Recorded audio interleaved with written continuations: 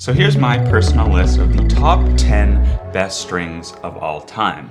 And given that I've tried like 100 different tennis strings, how do the strings at the top of the list separate themselves from the rest of the pack? Well, for me, the most important thing by far is predictability. I want the string to behave predictably depending on my swing speeds, my opponent's ball velocity, and I want the drop in playability over time to be gradual and minimal. I want the string to tell me if I did something wrong. I want the string to give me the spin I expect. I want to feel the amount of depth and angle that I can expect depending on my inputs. And the second thing I need is a pretty connected feel. For me, this means decent ball pocketing so I can really feel that ball come in and out of the string bed, and I need something with decent ball feedback, so like higher vibration, where I can feel where exactly on the string bed I made contact with the ball. And the third thing I need is decent access to spin. It's not that I need maximum spin at all times, but I do want enough snapback and ball bite to give myself a few extra RPMs than what you get with like a basic round string like ATP Pro, Hawk Touch, or Alu Power. Further, I've found decent ball bite really helps with the sensation of spin, meaning you get a better sense of how much spin you've applied to the shot rather than necessarily looking to maximize the spin itself. So looking at my top 5 strings, I think they all really accomplish these goals. Tour M8 and Sync develop spin through outstanding snapback. Tour Sniper, Confidential, and Pure Rush develop spin more through ball bite. But beyond that, what really separates my number 1 favorite string, which is Grapplesnake Tour M8, from the rest of the pack? Well, simply put, M8 delivers on dichotomies. It combines playing characteristics that in other strings are mutually exclusive. Both on and off center, the power and forgiveness is very high. This would suggest that the string's layup is quite soft, as soft strings are more forgiving and more powerful. But the problem with soft strings is that you lose control and playability duration. Softer strings tend to lose tension a little faster, and they're gonna notch quicker than their stiffer counterparts. But luckily, M8 has amazing durability and amazing forgiveness, hence the deliverance on dichotomies. Now, if I could get one extra boost in playability out of M8 to make it even better than it is now, it would be a little more spin. You'll remember that my top 5 strings either develop spin through ball bite or snapback. Generally, if you have too much of both, you lose control and predictability. Restring 0, the king of spin, is the perfect example. Above average ball bite and maximum snapback leads to the most spin I've ever experienced in any string. But the con with 0, it's got a muted feel and insufficient control for my preferences. So what if it were possible to combine M8's amazing power to control ratio, surprising durability, while also adding in a little extra spin? Enter Toroline O-Toro. Co-developed with the legendary Steve Johnson, O-Toro was designed as a soft poly to maximize spin and control for tour level players. Now, it's pretty normal to find tour level strings that maximize spin and control. There's like RPM Blast, Lynx Tour, Alu Rough, they're all classic examples. But to do this with an ultra soft poly for more comfort and forgiveness, that's something that really hasn't been done before. While strings like Tour M8 and Sniper aren't super stiff, they aren't exactly the most comfortable strings. O-Toro is surprisingly pillowy. There's a gut-like flex, and the ball pocketing is just immense. So while most big spin or softer strings tend to spray the ball all over the place when you go for those big rips, the funny thing about O-Toro is that it won't even give you the spin you need until you've hit a certain threshold. Because the string is so soft and inherently powerful, it tends to like push the ball out when you haven't fully committed to your shot. But every time I did miss long, I knew it was because I didn't commit. I didn't swing fast enough. Once you cross that threshold of swing speed, the string bites into the ball and finds those extra RPMs, so the ball does always come diving back down. The thing is, it's not always easy to find the commitment to shot you need to get the most out of O-Toro. Add on the pressures of like a match or a tournament and things get even tougher. Like I've personally really struggled with that mental side of tennis. I'm pretty okay in like team tennis scenarios, but just playing for myself at a local tournament, I'll get extremely anxious and tight. And that is where the sponsor of today's video, Coach Life, comes in.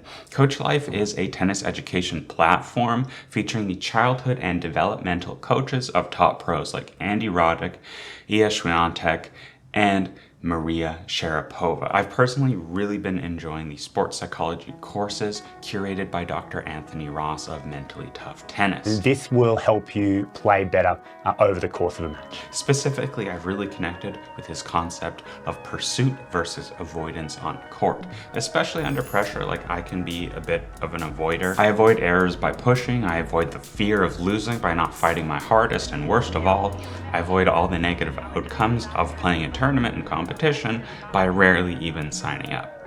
And that's something like I don't really like about myself, which is why I have been using Coach Life. And if you'd like to try Coach Life alongside me, I've got a link in the description for a 7-day free trial to over 400 videos covering everything from junior development as a parent to drilling flat backhands just like Jack Drake. Now, speaking of flat backhands, my backhand is quite flat. It's definitely much flatter than my forehand, and what I find critical for any flat shots is strong depth control. That's why like natural gut hybrids are so good for flatter hitters. The depth control is unbelievable.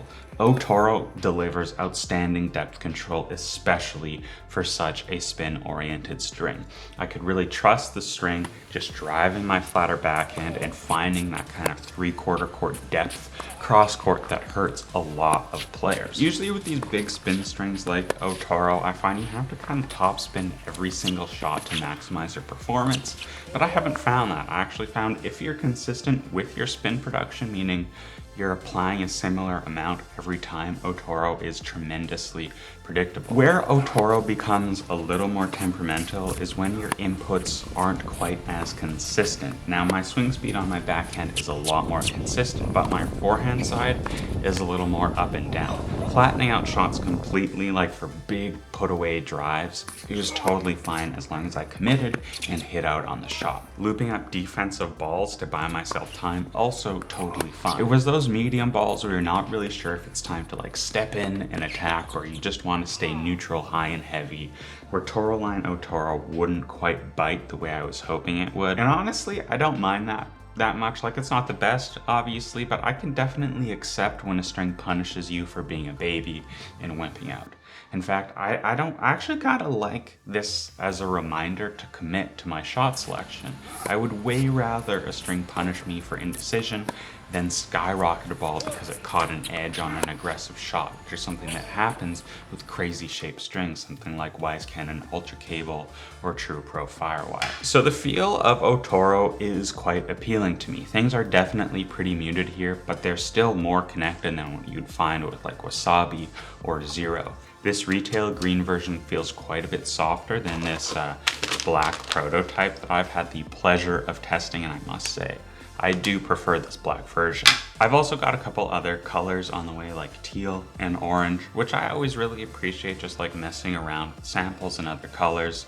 And sometimes Toroline will send you stuff if you participate in this omakase program, which they kind of just like chef's selection sort of thing. I find that really fun for experimentation, so if you like fooling around as much as me, definitely worth checking out. So the general feel with O-Toro is that it is exceedingly soft. The comfort is definitely there. It takes the sting out of like my whiteout or my pure arrow, and I've been having wrist issues with my pure arrow when I go to something too soft, like Black Code Paradox Pro or the Nordic Dots black spin string. Those ones, like, certainly by the end of my first hit with them, I would feel like tightness, a little stiffness in my wrist.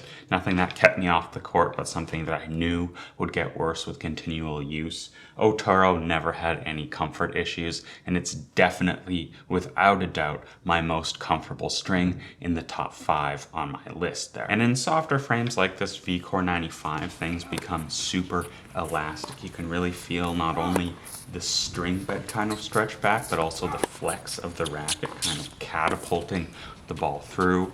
It's a little bit too soft for my preference, but if you like that kind of feel, I think you'll love it. Like my buddy who uses natural gut in his Auxetic Gravity Pro really enjoyed the feel of this combo. Having tried this string in 3 different frames, the 95, the whiteout, and the Aero with different head sizes, flexes, and string patterns, I do expect O-Toro to play pretty well in almost every frame. So where does O-Toro land in my favorite strings of all time? Well, for me, I think it's number 2. It is a half step behind M8 simply because of the feel. I like something a little crisper and a little more connected. This black version does deliver on my wants, but it's not publicly available, so I don't feel like it's right putting it at number 1, but still, the significant increase in topspin that I can find with O-Toro might actually make it the best string for me, personally, when it comes to winning matches with my pure Aero raft. So I have actually tried Toroline O-Toro back-to-back with Restring 0, and 0 was my spin king until now, and I'm finding more RPMs with O-Toro. Not because the spin in itself is better, but because the control is better, the predictability is better. I feel way more confident just going for that full swinging rip with O-Toro so much more often, but I think on average because of that, I am finding more RPMs. Now, if you'd like to try a set for yourself, I've got an affiliate link in the description below where you can get 20% off your next set of Toroline O-Toro, which is my favorite string of the year without a doubt, and my second favorite string of all time.